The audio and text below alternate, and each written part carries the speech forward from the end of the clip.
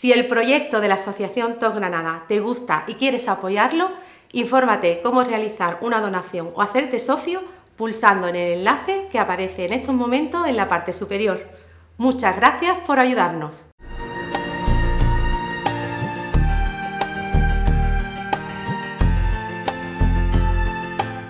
Dr. Jeffrey can hear what I wanted to say. So it is an enormous pleasure for us to introduce an expert who's coming from the state of California, from Los Angeles in the US. He's a psychiatrist and a researcher. I'm talking about Mr. Jeffrey Schwartz. Welcome.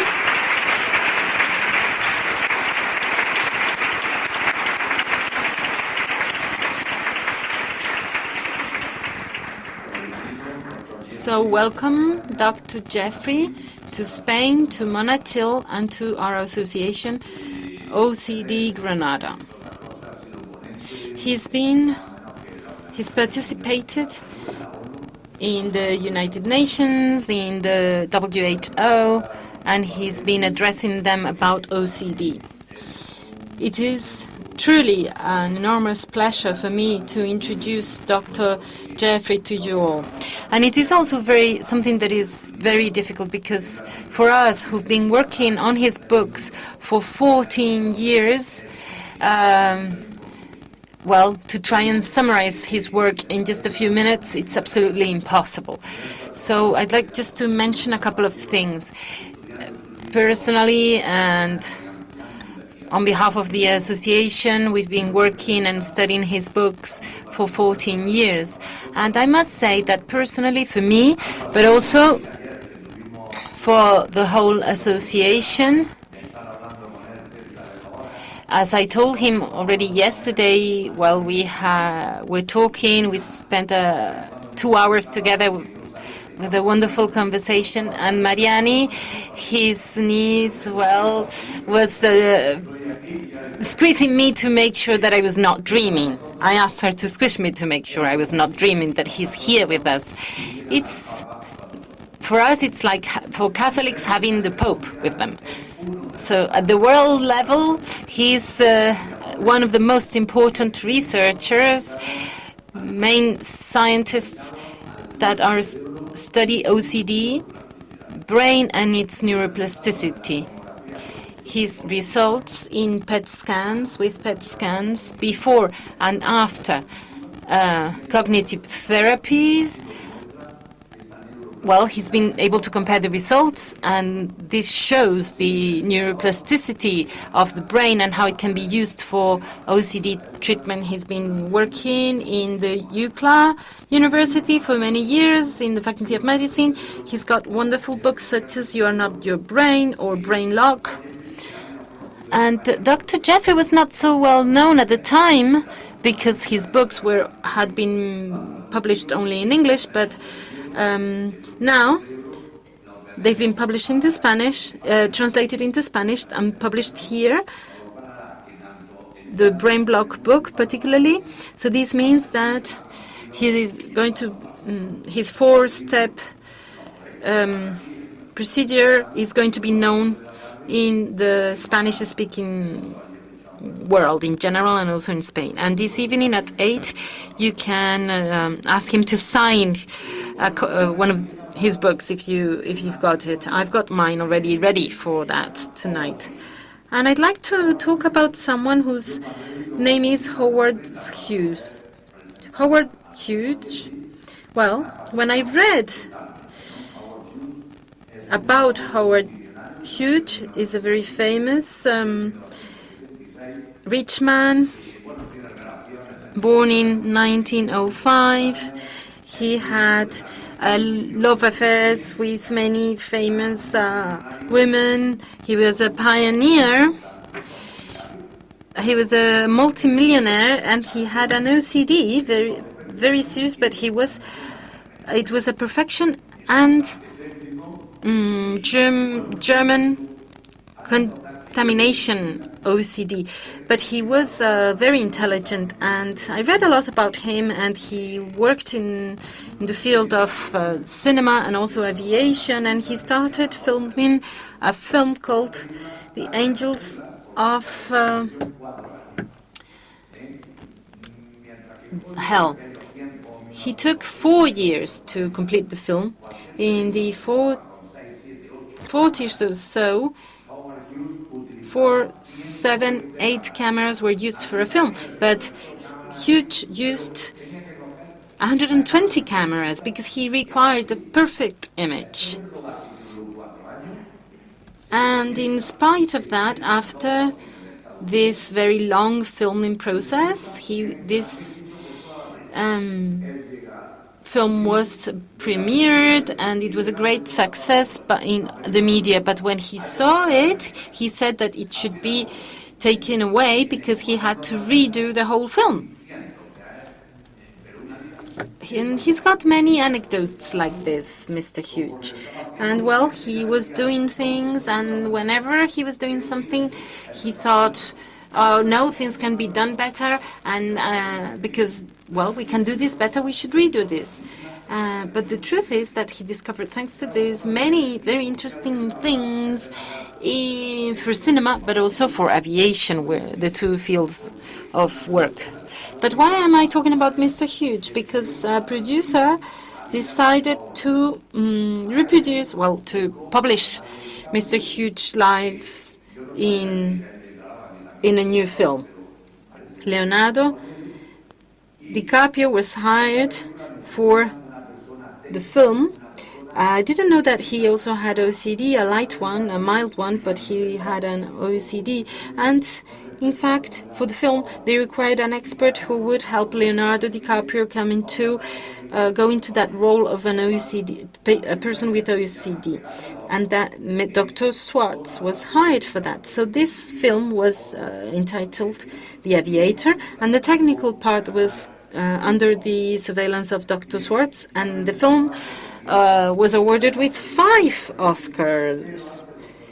So I won't take any longer, because it's for Dr. Jeff to take the floor. I have, nevertheless, a couple of questions for you that I would like to answer very briefly, and then you can talk about that later on in your presentation. First one. There are some trends saying that brain in a person with OCD is just the same thing than in people that have no OCD, just that thoughts are going to be a bit blocked in the brains, and that's all. So my question is the following. Is there a biochemical problem in the brain, or is it exactly the same brain as anyone else? Answer now. Muy breve. Conteste ahora very briefly, please. Very brief answer about whether this is a normal brain or a brain that is biochemically different. Yeah, people with obsessive compulsive disorder Las personas con TOC definitely have a genetically inherited, more than predisposition, I would say a genetically inherited heredada genéticamente. brain Diría que es un cerebro que tiene problem, a brain abnormality, and that without that abnormality happening, you really don't get full-blown, medically significant obsessive compulsive disorder. Perfecto. Esto es lo que da lugar a Bien. que se desarrolle el TOC. Y la segunda pregunta My sería, second question would be, indudablemente puede haber, y lo hay seguro, y yo I'm lo sure conozco, casos de TOC that there are que some OCD han cases desaparecido, that have otros que se han quedado have años disappeared, y let's años say, asintomáticos, other people that pero have podríamos had decir, en no líneas symptoms for many generales, years. que el TOC But could we say in es, general terms that en OCD cierta medida crónico, y is lo que tenemos que a aprender chronic es a disorder, convivir but that we con should este learn problema, how to y live si with sabemos this convivir y problem, and then gestionarlo if we bien, learn how podemos to llegar a live with tener it and una vida manage it well, muy feliz then y muy our life funcional. can be very happy. Yeah, so that's a really important point. I mean, obsessive compulsive disorder is the hallmark of a chronic condition. It's it really very infrequent that it completely goes away. But this is what I will speak about, but you can do things that helps to change your brain.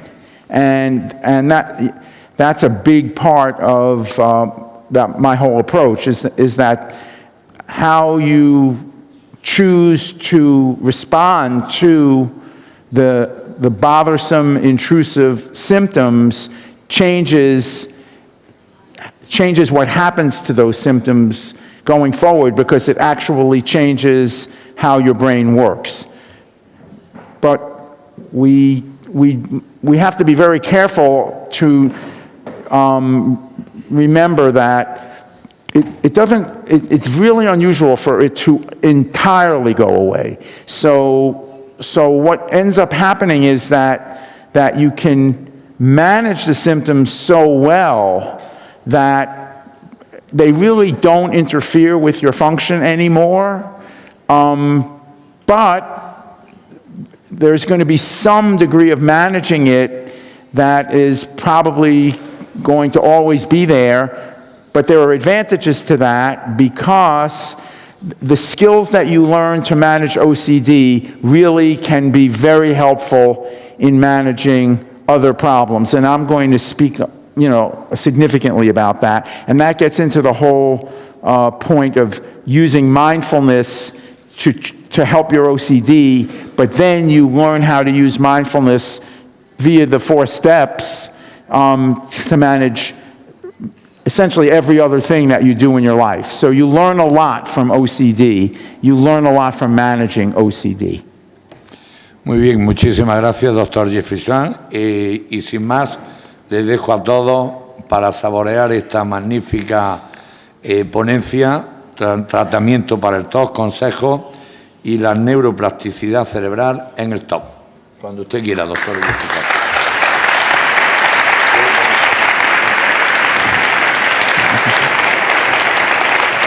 Thank you.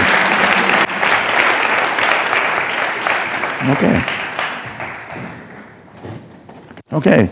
Thank you very much.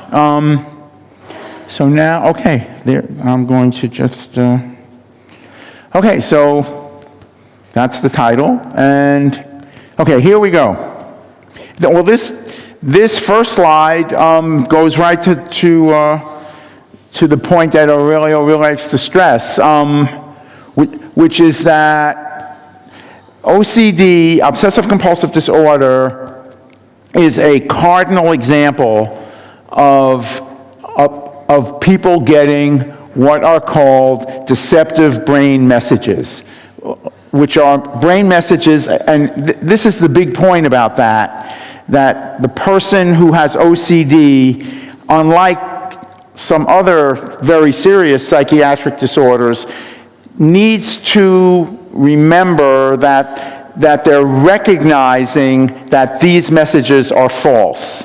So deceptive brain messages means any false or inaccurate thought or any unhelpful or distracting impulse, urge, or desire that takes you away from your true goals and intentions. That is your true self. OCD thoughts and feelings are deceptive brain messages. So it's not only the thoughts, it's also the feeling. And the feeling is a very bothersome, intrusive, physical feeling. So it's important to really remember that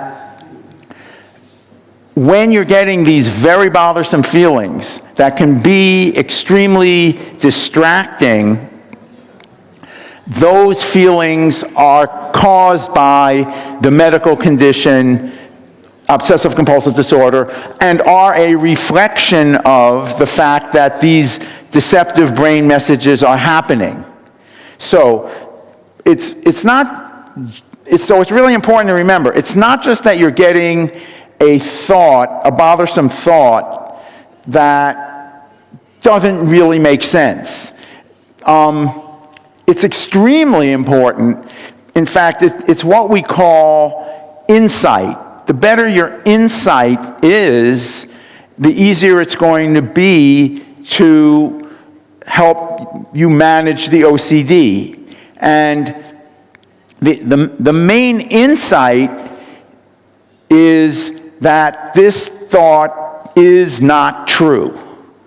So if it's checking, if it's washing, if it's the feeling that things have to be done again and again and again, at a certain point, you're going to be able to say to yourself, I've checked this enough, I've washed this enough, I mean, it's clean. The fact that it doesn't feel like it's clean or that it feels like it needs to be washed again, and then the feeling and the thought that something terrible is going to happen if I don't wash it or check it again, you're going to be working on recognizing that those thoughts are not true and they are caused by these false, deceptive brain messages. And the thing that makes that not easy to do is in fact that it keeps intruding in. The impulse, the intrusive impulse becomes, it's a form of a desire, but it's a very strange kind of a desire, because at a certain point it's a feeling, but you want to be working on recognizing that the feeling is really just a false message from your brain, that it doesn't really make sense. There's going to be a lot more to say about that, because that's one of the cardinal parts of recognizing, how the disease works. It keeps causing these bothersome, intrusive feelings to come in repetitively again and again and again, very bothersome. But then, as we're going to see, you need to relabel and say to yourself, this is obsessive-compulsive disorder. This feeling I'm having is, in fact, a symptom. It's caused by my brain sending me this false message. So that's, as we're going to see in more detail, that's step one. Call it what it is. It's not, I'm trying to get this clean. It's a bothersome, intrusive thought or feeling. Or thought and feeling, almost always. It's both a thought and a feeling. So, I'm not going to spend too much time on the brain stuff, and I understand you've had plenty of brain pictures already today. But one of the things that we discovered, and these pictures which are on the back of really the original American edition of the book Brain Lock. This research was done in the late 80s into the early 90s, and these pictures were actually published in 1992 and then repeated and published again with a different group of subjects in 1996. But the big point here is that the bottom of the front of the brain here, this number one area, is called the orbitofrontal cortex. And if you look at the brain from the bottom, you can see that what we discovered, this is kind of a slice through it's like you turn it up and you're looking at the bottom of the brain. So basically you can see that it's overactive. It's overactive in people who have obsessive compulsive disorder. Now that part of the brain, the orbitofrontal cortex,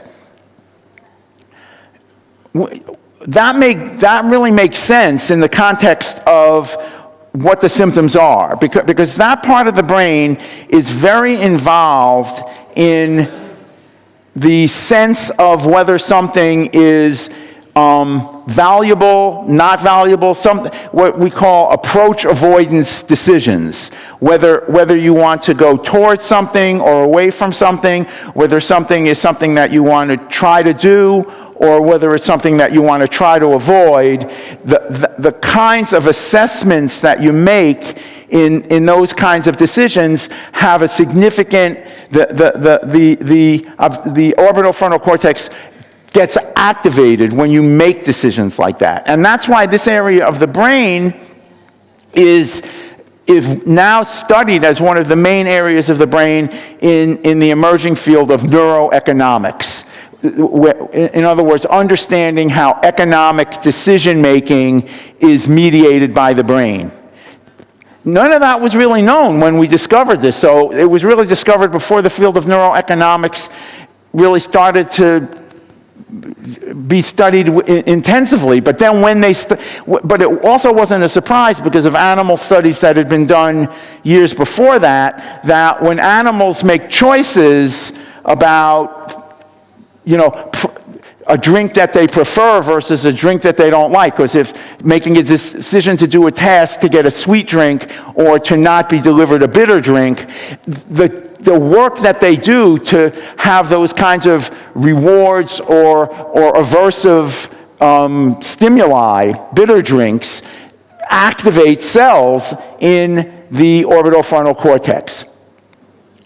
And that was actually work done prior to this work that was done in a laboratory at the University of Oxford in England by a man named Edmund Rolls.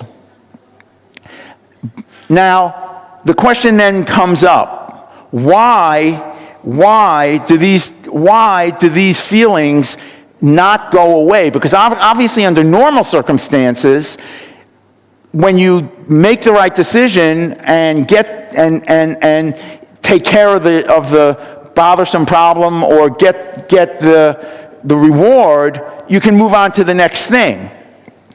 The bigger problem yet with obsessive compulsive disorder is and that's why the book is called Brain Lock, is because the core of the disorder is actually not per se the orbitofrontal cortex. It's another area that's actually, and I know from this morning, because I saw some pictures that you definitely were shown, and that this was mentioned. There's an area called the orbitofrontal, the caudate nucleus.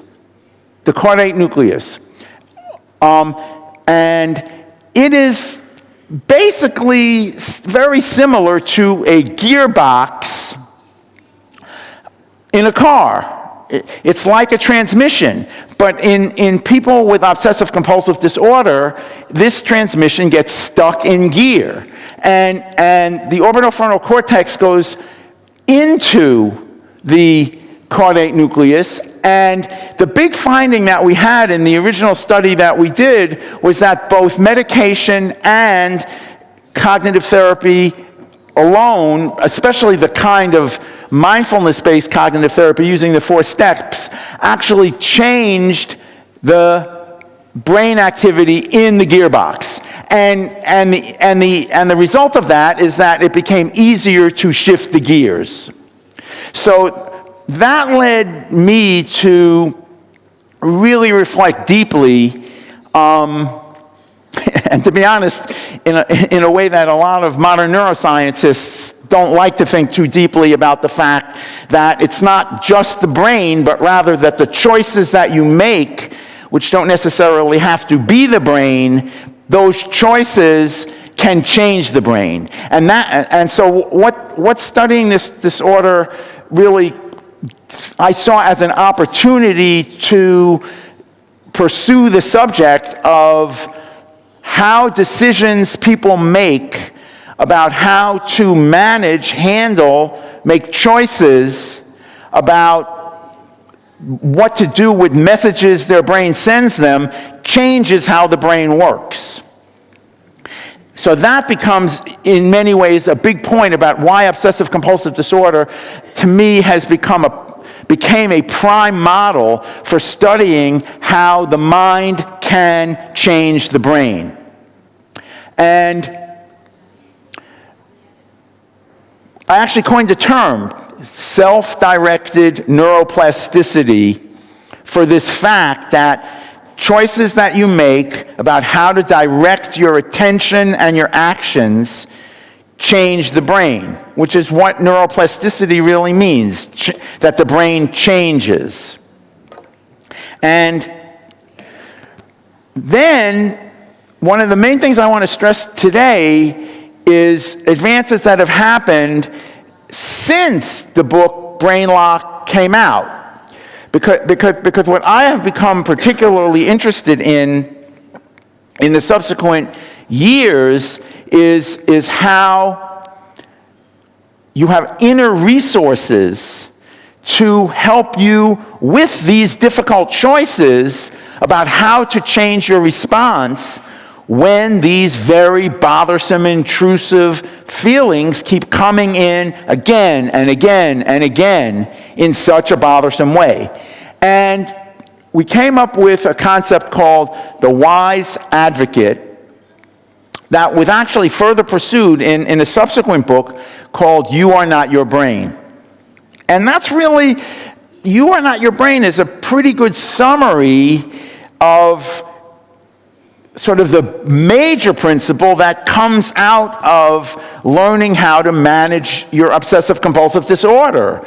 Because here you have a huge part of your daily experience happening again and again and again, and it doesn't really go away, and it's very bothersome, but you're learning not to listen to it. And one of the main ways that you're learning not to listen to it is by realizing this is not me. And we even came up with the saying, it's not me, it's my OCD. And to help you get that realization of it's not me, it's my OCD, on the one hand, you want to get a firmer understanding of who you really are, because you are not your OCD, and the reason why you're not your OCD is because you're not your brain, and your brain is what's causing the OCD. So we have an inner aspect of our mental life that I like to call the wise advocate, which is the aspect of your attentive mind that can see the bigger picture, including your inherent worth, capabilities, and accomplishments.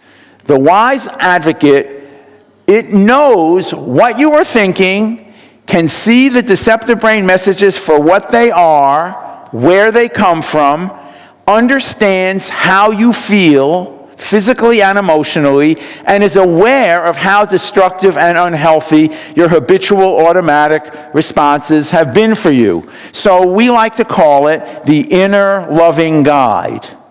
You have an inner loving guide. And without getting into the sort of deeper understandings of where this comes from, I will just say very quickly that for me personally, it has a deep Christian element in it, and I absolutely assure you, without going into detail, that there is a scriptural basis for this concept in the New Testament. And just to even say the word in Greek that is not infrequently translated as advocate into English. And I think we checked it in Spanish, and in fact, I think this word here, counselor, is another translation of the Greek word parakletos. Parakletos has multiple translations. There's no settled translation of it in English, and I'm sure not in Spanish either. It has a lot of different senses. But one, and I'll say the 10 words that I use in English to help understand it better, which itself becomes a form of a meditation. Those 10 words are helper, comforter, advocate, which is the one we've chosen to use for this medical application. Helper, comforter, advocate, counselor, which is similar to the Spanish translation, helper, comforter, advocate, counselor, encourager, strengthener, friend, intercessor, consoler, guide. Helper, comforter, advocate, counselor, encourager, strengthener, friend, intercessor, consoler, guide. those are all 10 words that can be used to convey this meaning of this word paraclete or parakletos in Greek. And so it's a deep word, and so the point here is that you're actually getting in touch with something that's deep within you, and then based on your belief system, it doesn't have to be a faith-based thing, but if you lean towards having a faith-based understanding, it's worth knowing that this word parakletos, Jesus used to mean the Holy Spirit. So it conveys to you just the depth of the concept of this term, wise advocate, although you don't have to go that deep with it. But if you do, or if you really view it as some very deep thing, you can see why it helps you get in touch with your true self.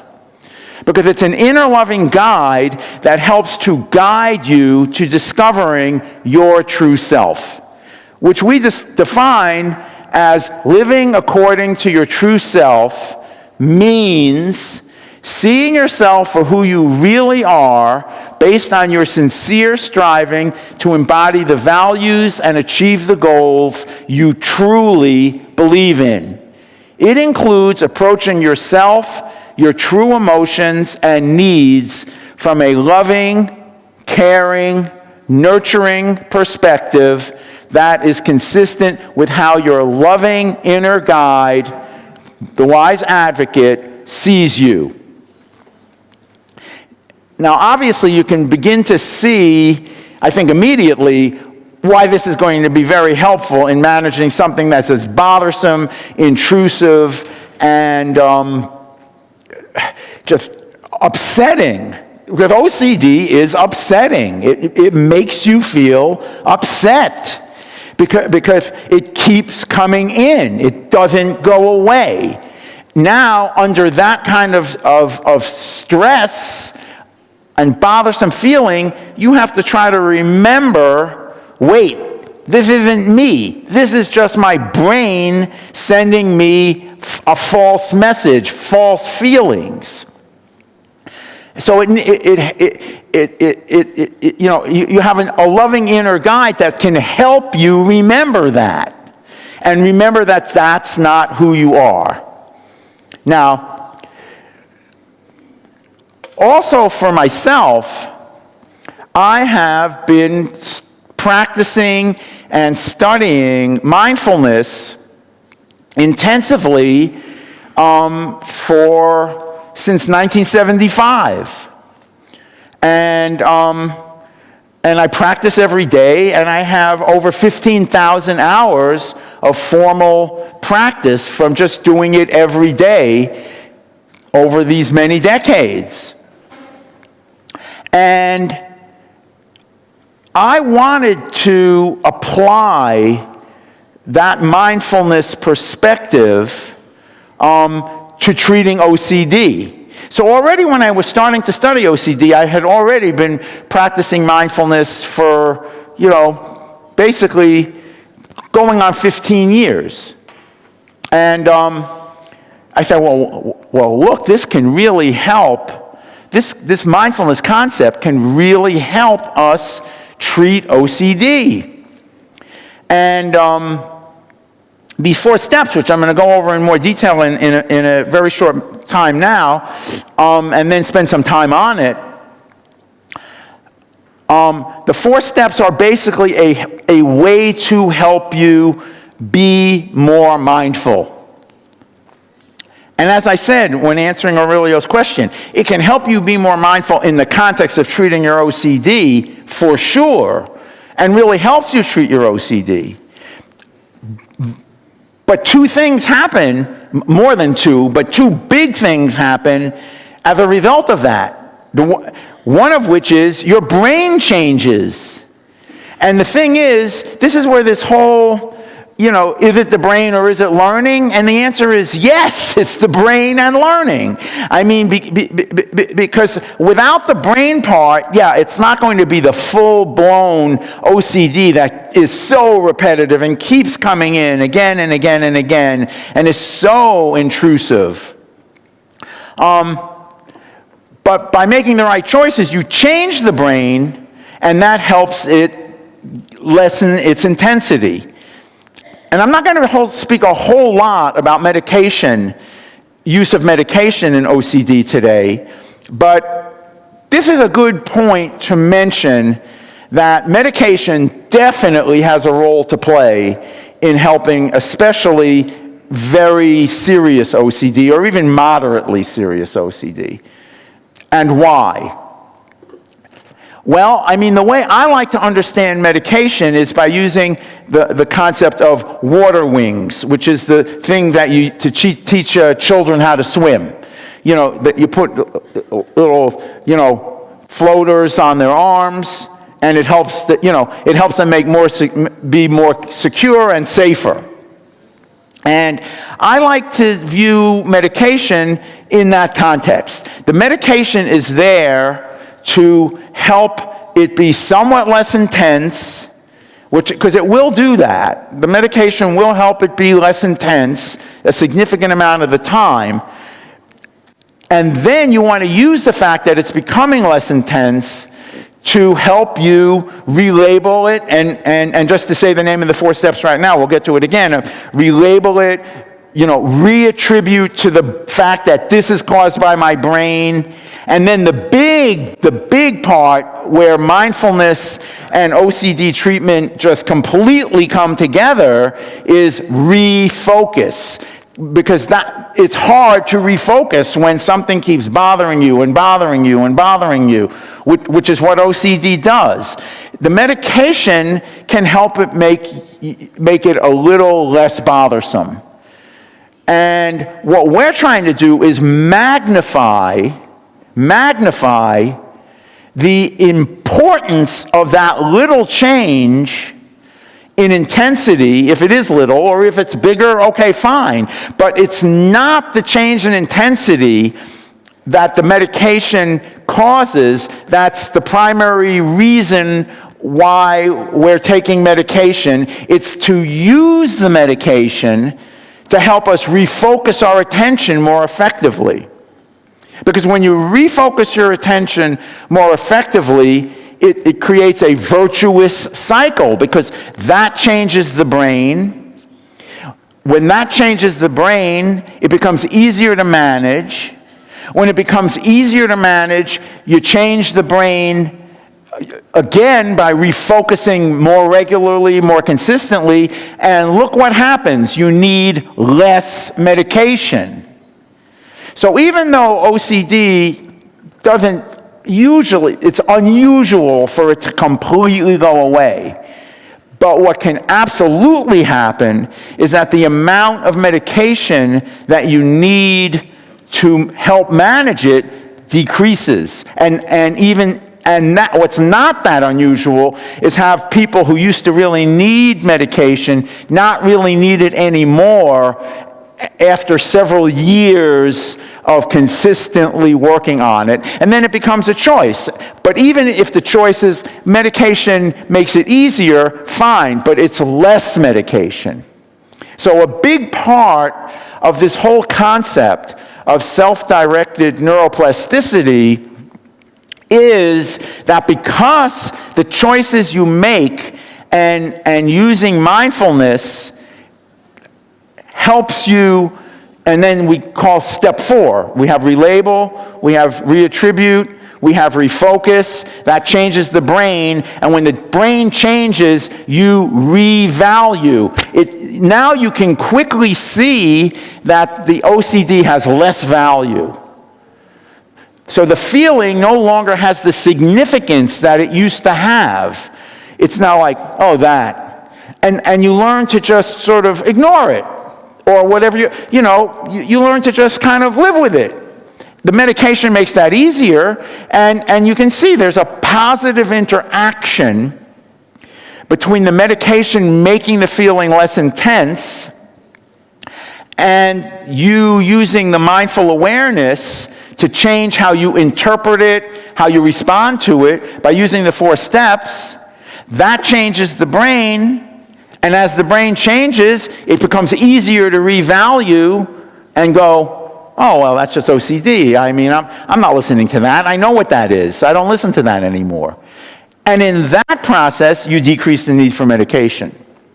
So I think it's better to think about the effects of the choices you make about decision-making on how your brain works in terms of needing less medication. And it's not infrequent that people kind of either almost or really use no medication, or only use it sort of occasionally when things get more stressful. Well, I do want to say that OCD medication just does take a couple of weeks to start working. So it's not so often that you use it intermittently. And that is another thing to remember. I mean, you should always change your medication slowly. That's very important.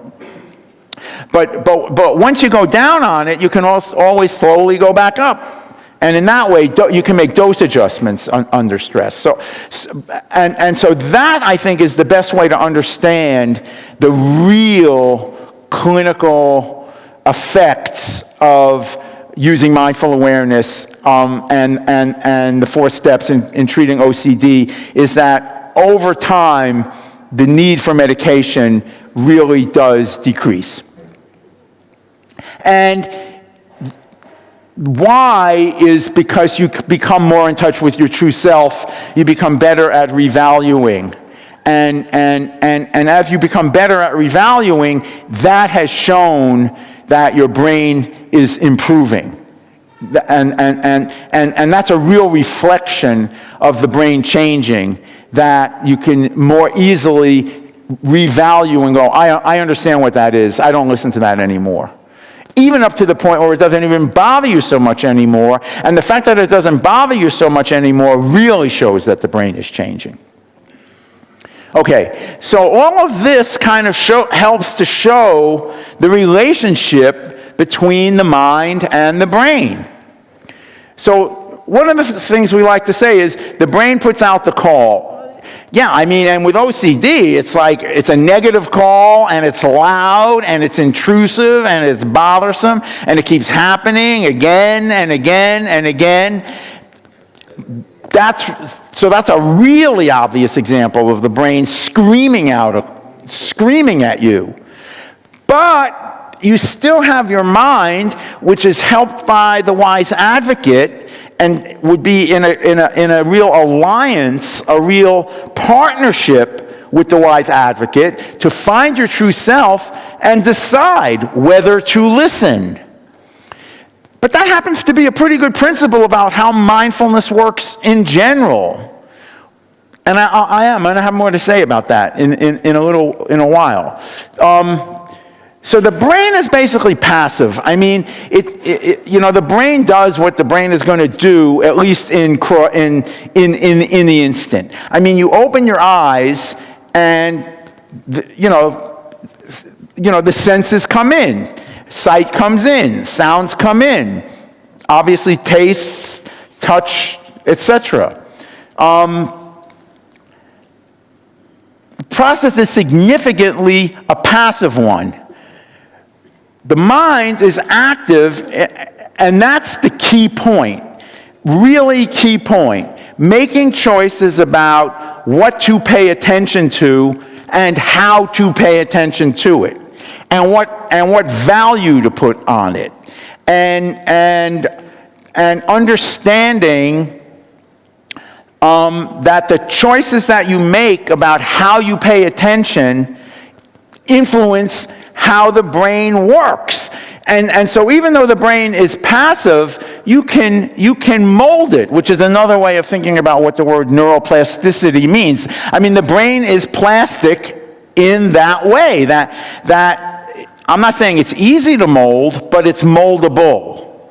And we're not saying that it's always moldable to the point that you can make the OCD go away. It's often not moldable to the point where you can make it go away. But as I'm really saying, it's moldable to the point that the effects that the brain has on what you do in OCD gets less and less and less, all the way down essentially to nothing. So you can be as functional as anyone else while having a significant amount of OCD.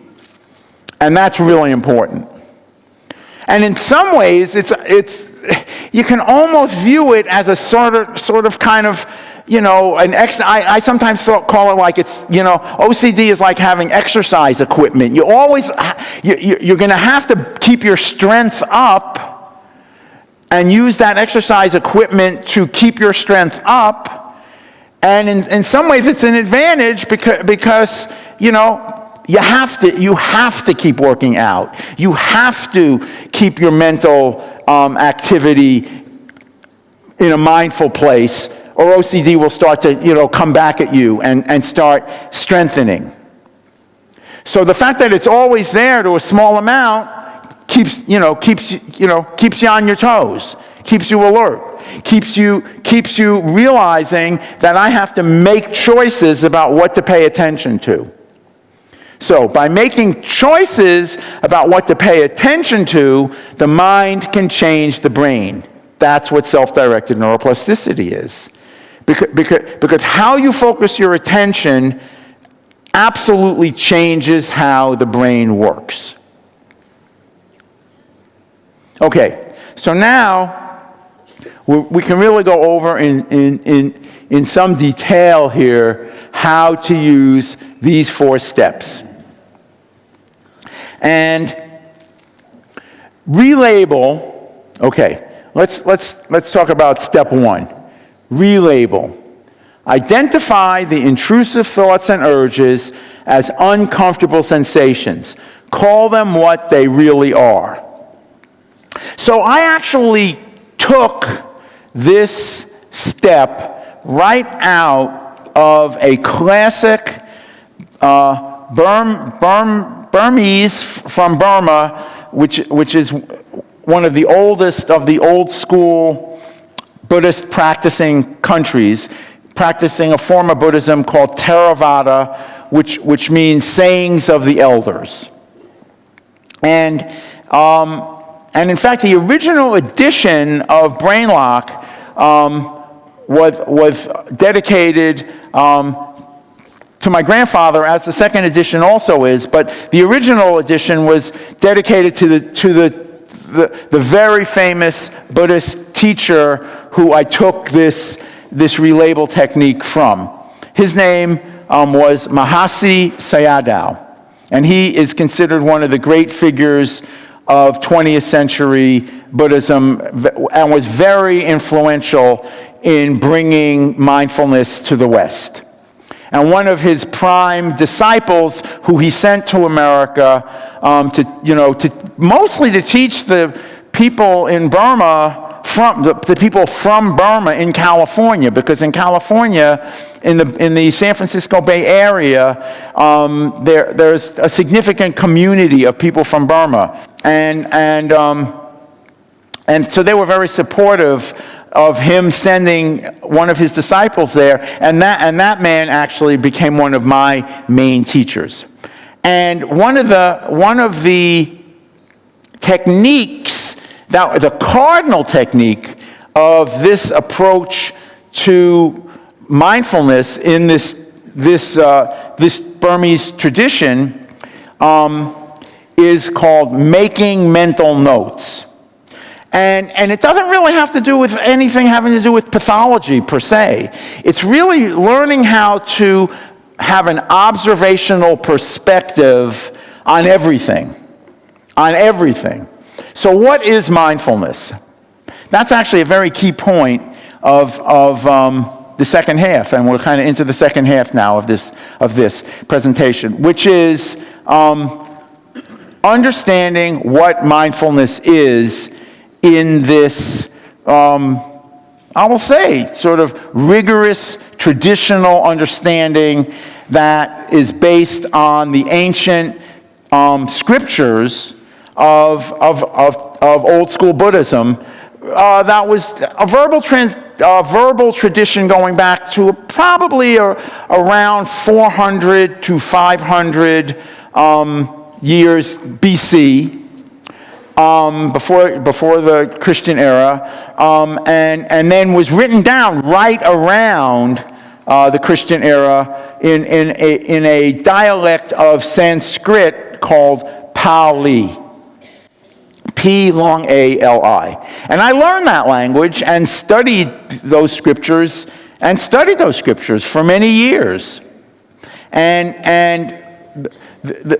So this practice, of which Mahasi Sayadaw was one of the great teachers of the 20th century, was very, very based in the content of those scriptures, which is considered to be the original teachings of Gautama, who, of course, Buddhists call the awakened one, which is really just what the word Buddha means, awakened one. It's literally from the word that means awakened. So making mental notes helps to awaken the observational, and that's the key word, the observational aspect of your mind, because that's really what mindfulness is. Mindfulness is an observational perspective. I like to call it a third-person, outer, clear-minded observation of what's going on in your inner experience. Another term that actually comes completely out of the Western tradition from the great economic philosopher Adam Smith, who also was a great moral philosopher. He wrote the original book on free enterprise economics called An Inquiry into the Nature and Causes of the Wealth of Nations, but he also wrote a book on moral philosophy that was actually more important to him personally. And a cardinal part of that book is based on a function called the impartial spectator. And in fact, my Burmese meditation teacher, who Mahasi Sayadaw sent over, his name was U Silananda, I showed him the passages and he said, oh, the impartial spectator, that's mindfulness. So that's pretty authoritative. And so the impartial spectator is, again, the observer. You're observing your inner experience. And one of the things that helps you clarify and observe the inner experience is to make mental notes, which is relabel. And when you make mental notes, it's sort of, you're making them about, whatever is going on, whatever feeling you have, which quickly arises and passes away. So, seeing, walking, eating, tasting, feeling, and then emotions, right? Feeling a little happy, sad, upset. Using language. The key point is using simple language to help you observe what's going on more clearly. So we say relabel just because when we're applying it to OCD, it's intense, it's repetitive, it's bothersome. And so we want to identify those bothersome and intrusive. Is that, of all the words that makes OCD, intrusive is what makes obsessive compulsive disorder a brain disorder, because it's so repetitively intrusive. It comes in against your will, again and again, genuinely against your will. You want it to go away. That's real. It doesn't go away because of the brain, because of a brain wiring problem. So, but it turns out that seeing it for what it is helps to change that brain wiring problem. And then, like I like to say, medication, helps you relabel it and recognize it what it is better, because it makes it somewhat less intense. And then you want to leverage, take advantage of that change in intensity to help you relabel it more clearly. And then when you relabel it, you immediately, it's really combined steps. The first two steps, relabel and reattribute in the OCD version of it, which I'm going to say a few words now about why we changed it to reframe in the book You Are Not Your Brain, which isn't only about OCD. Or even now, my most recent book is actually about business leadership. So you can use these 4 steps for business leadership, and I wrote a book called The Wise Advocate for Columbia University Press Business School. And we call it Reframe. Reattribute, reframe. Say why these thoughts and urges keep bothering you. They are false brain messages. It's not me, it's just my brain. That's really more the reattribute part.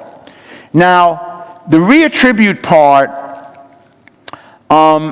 is particularly relevant to OCD. Why? Because we're trying to leverage the fact that people with OCD basically know that this doesn't really make sense. So we're trying to reattribute it to your brain. So it's a way of absolutely reminding yourself that this intrusive thought, bothersome, repetitive, uncomfortable, intrusive feeling is caused by my brain, and so I want to attribute it to what it actually is, my brain. And I am not my brain. There it is. So right from the beginning, it's not me, it's just my brain. It's not me, it's OCD. Now, it turns out that by using that technique and increasing your power of mindfulness, you can apply that same reasoning, as I'm saying, in actual mindfulness to everything.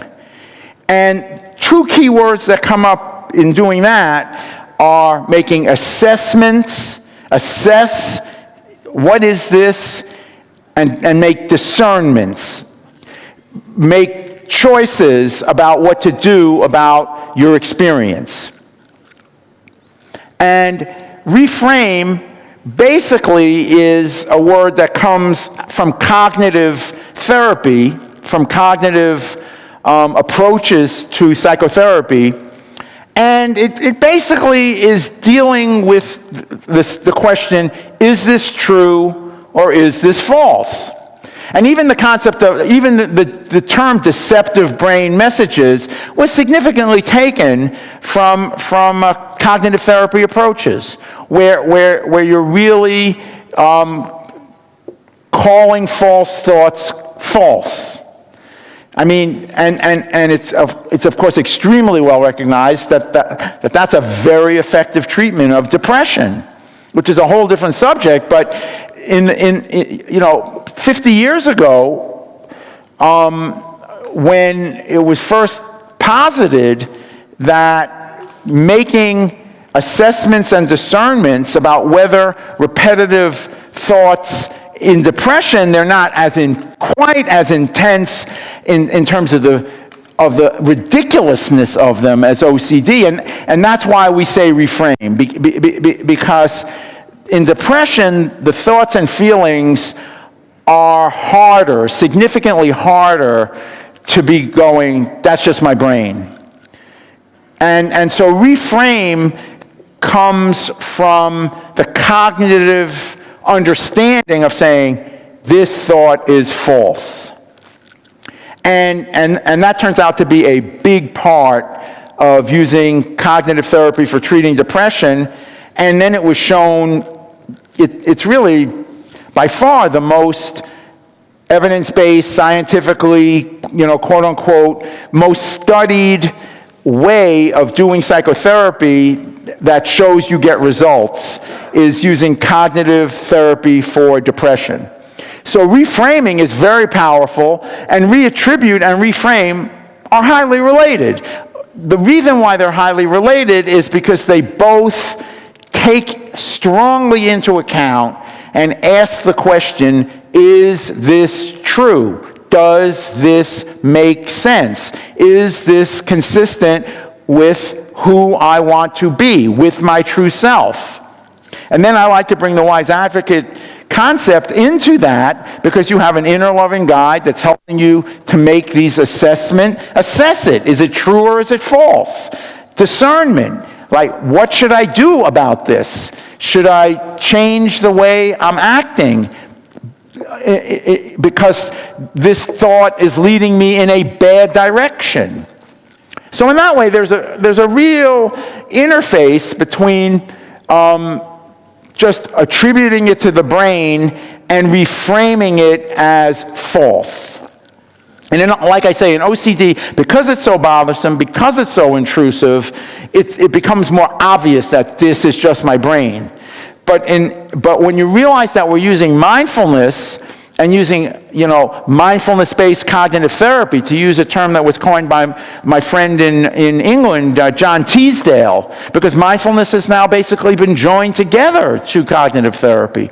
And we were both working on this independently without realizing it. Until we met like several years afterwards, and I was using mindfulness to treat OCD. He had become interested in mindfulness because of its similarities to cognitive therapy, and even developed this field, MBCT, mindfulness-based cognitive therapy, which has really become a major approach to psychotherapy in its own right. So you can see that there's this relationship between reattribute and reframe, all of which is based on a combination of realizing, using your impartial spectator, your observational capacity, mindfulness, to say, does this make sense? Is it true? Where is it coming from? And with OCD, it's pretty straightforwardly true that it's from my brain. Because that's the only reason it's so intrusive and so bothersome. And then, of course, you do that, you act on it, it changes your brain. And, as your brain changes, it becomes less intrusive. So that leads up to, the real action step, refocus. I mean, refocus is really where, is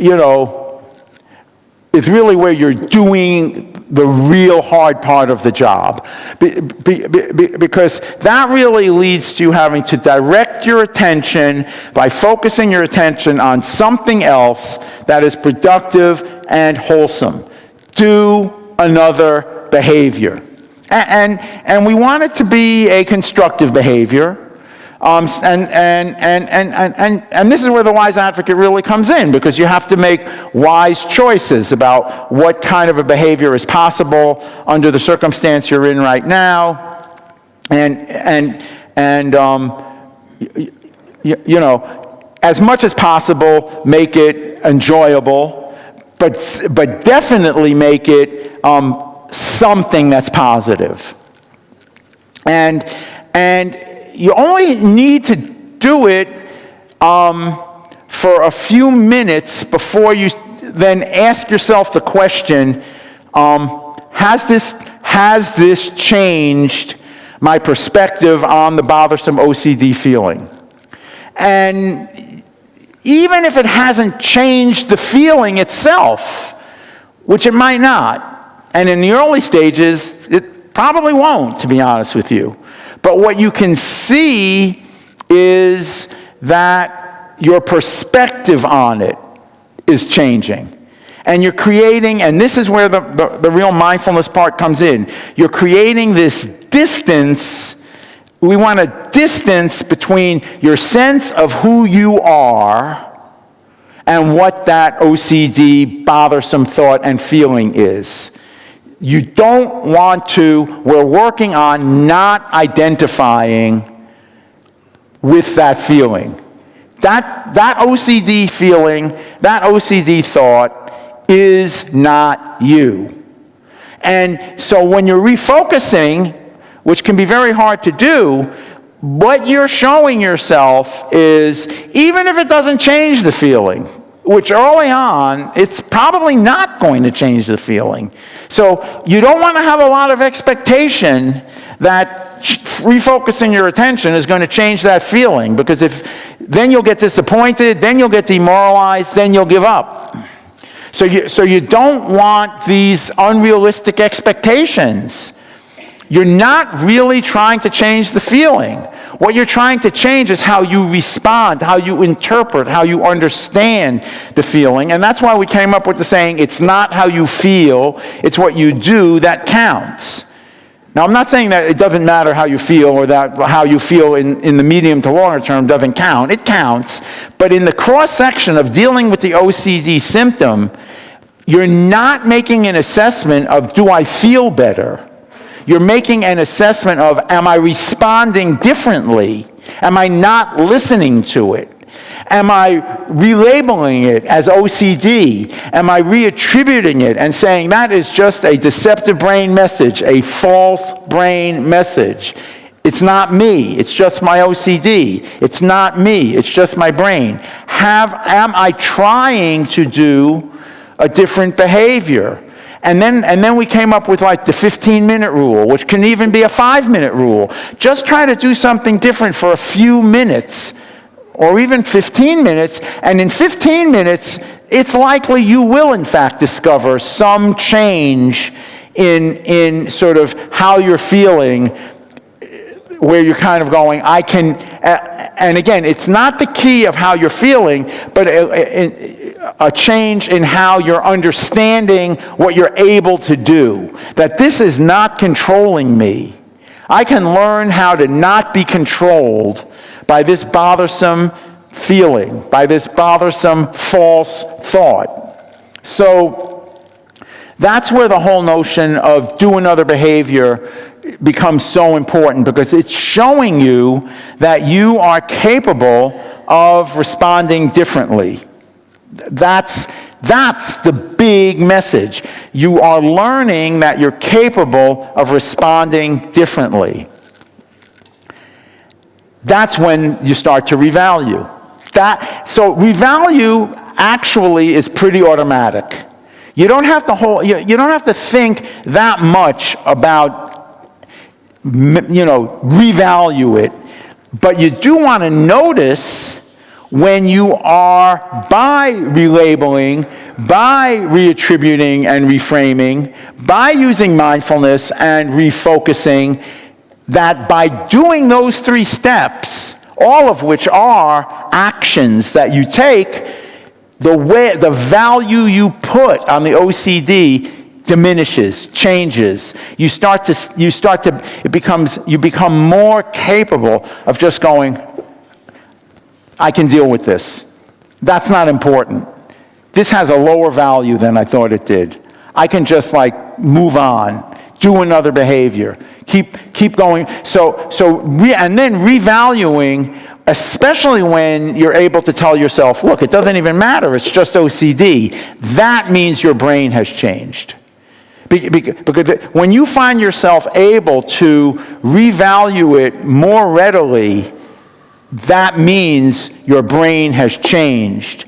And self-directed neuroplasticity has been accomplished, and your actual circuitry, the brain lock, basically your gearbox is able to shift the gears easier.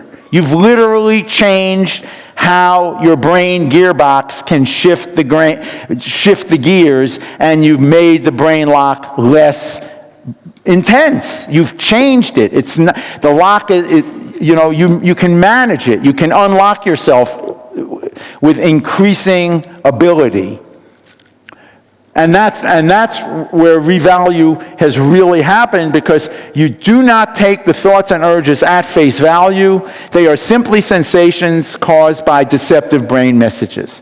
So when you see that, then you're really, really, really changing your brain, and that shows you that you've changed your brain.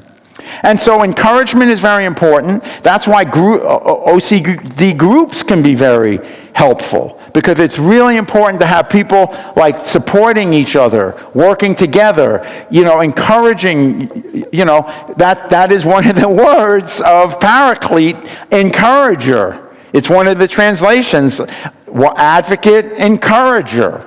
They're both meanings of that term. And so when you encourage one another and encourage yourself, it helps and your wise advocate is doing that too. And you're realizing that small changes really add up to big changes. The changes really all happen slowly, small change by small change, but they really add up, and that's what I like to call, wisdom. The wise advocate can really help you with that, is realizing that big change comes from the accumulation of small changes. So small changes really count, and you never want to diminish the importance of small changes. Small changes are very important. Even small changes in how you're able to say, that's just OCD. Doesn't mean you have to say, it doesn't bother me. It does bother you. But you know what it is. And you've had a small change in how much you listen to it. And you're able to refocus a little bit more for a little bit longer. And it becomes somewhat easier to revalue it. And that's why, again, to say it again, that's the function of medication. The function of medication is to help you do those things. And then when you do that, your brain changes, you need less medication. So that really is the virtuous cycle. So I think I have about 5 minutes left here. Okay, this is a good quote, a really good quote from an important book by Viktor Frankl. And he wrote this book about his experiences when he was in a concentration camp during World War II. In English, it's called Man's Search for Meaning. I'm sure it's in Spanish, and I'm almost sure it wasn't even written in English, that it was probably written in German and translated into English. And an insight in that book is we can make space to choose. We can make space to choose between the stimulus, which is the brain impulse, and the response, which is how you respond to that brain impulse. There is a space. In that space is our power to choose our response. In our response lies our growth and our freedom. And to me, that also shows why the wise advocate is such an important concept. Because the wise advocate is really helping to empower you to choose a more adaptive, appropriate response in that little space between when the OCD really bothers you and then what do you do? So even a delay, even a short refocus is going to help you change your brain. And then remembering, small changes add up to big changes. It's the regular process. It's the daily, regular process of trying to respond differently and recognizing that you're trying to respond differently that really makes the difference. So the summary is that deceptive brain messages have a lot to do with what OCD is. It's really this brain wiring issue that's sending in these very repetitive, bothersome feelings. The mind then can make choices about the brain, about what the brain is doing.